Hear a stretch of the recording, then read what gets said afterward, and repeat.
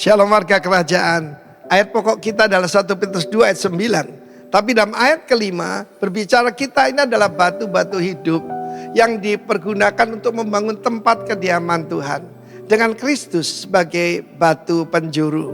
Semua kembali pada Kristus. Bukan kembali ke laptop, kembali pada Kristus. Nah, karena dengan perkataan tentang tempat kediaman Tuhan, kita belajar dari mana? Mazmur 84.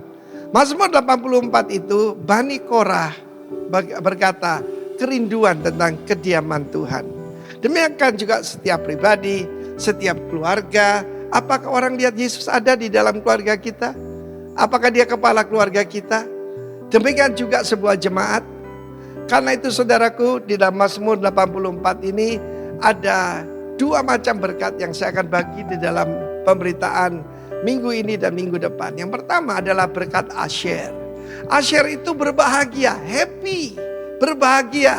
Di dalam ayat keempat dikatakan yang pertama, berbahagialah orang-orang. Perhatikan bukan satu pribadi. Ternyata urapannya korporat, saudara, orang-orang ya. For those who dwell in your house.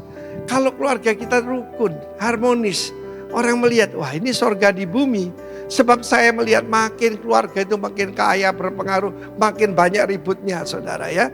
Ya ada orang tanya, kamu kok tidak ya, kok bisa rukun? Ya padahal yang tanya ini orang ya pengusaha kaya saudara. Saya bilang pertama tidak ada yang diperebutkan. Tapi yang kedua karena Kristus terutama ini ada di tengah-tengah kita. Dan apa tanda orang yang bagaimana to achieve kebahagiaan di rumah Tuhan, terus menerus memuji-muji Tuhan. Saya pernah bersaksi kepada Anda bagaimana ketika saya akan dimasukkan ICU karena terkena COVID, maka hati saya mengucap syukur dan memuji Tuhan. Saya naikkan sebuah lagu biasa. You raise me up. Dan apa yang terjadi? Saturasi oksigen saya naik saudara. Sehingga saya tidak perlu masuk ke sana ya. Dan saya katakan ICU itu adalah ICU. Kalau saya dipanggil Tuhan, ICU. Yang kedua, berkat Asher ini orang kalau mau berbahagia ayat selanjutnya.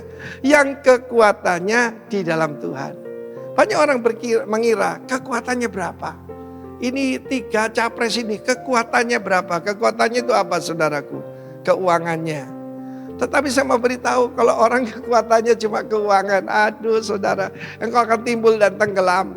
Tetapi kalau kekuatan dalam Tuhan, itulah kita warga negara yang berada dalam kerajaan yang tidak tergoncangkan. Saya mau beritahu, Tuhan berkata bukan cuma bangsa-bangsa akan digoncangkan, tetapi juga saudaraku langit juga.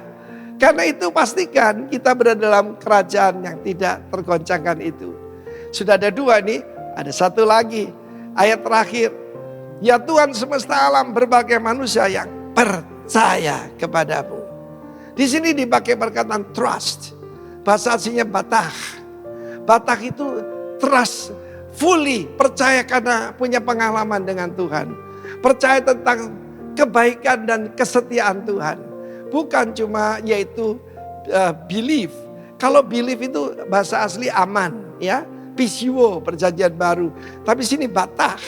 Pastikan kalau saudara punya batah kepada Tuhan, engkau akan berbahagia. Dan melalui 2024 ini, the joy of the Lord is our strength. God bless you warga kerajaan. Rejoice in the Lord. And again I say, rejoice.